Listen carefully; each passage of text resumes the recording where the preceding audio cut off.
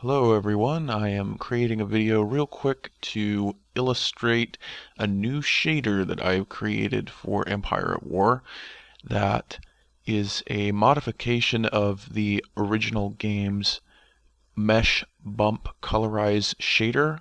For those of you who haven't messed with shaders, don't mod the game. That is the shader that is used on almost all of the units in the game that allows for application of a basic texture and a normal map.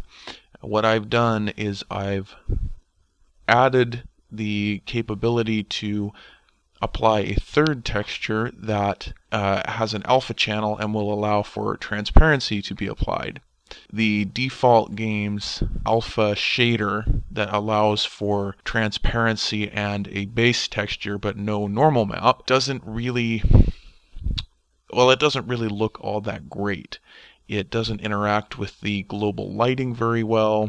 It doesn't pick up a lot of subtle highlights very well.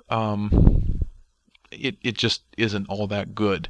So I wanted to make a shader that looked the same quality as the units that it might be used in conjunction with, and I also wanted to implement some way that meshes that had this shader applied to it could pick up shadows, which is something else that the original game shader does not do.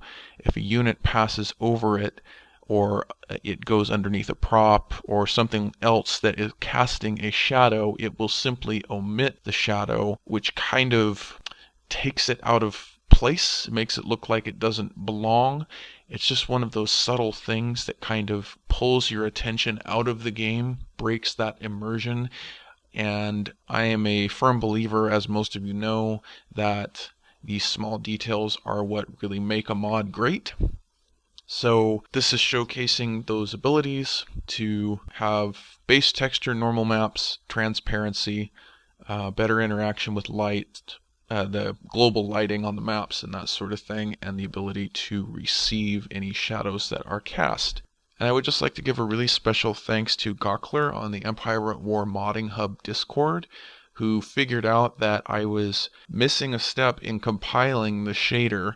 I was having some trouble getting it to work in game and was pulling my hairs out thinking that I had done something in the code wrong. Turns out I had coded the shader correctly, I just wasn't compiling it right. So Gawkler helped me out with that and got the shader compiled, and now it works. So thanks a lot, dude, and I hope I'm pronouncing your username right, but I owe you one. Thanks.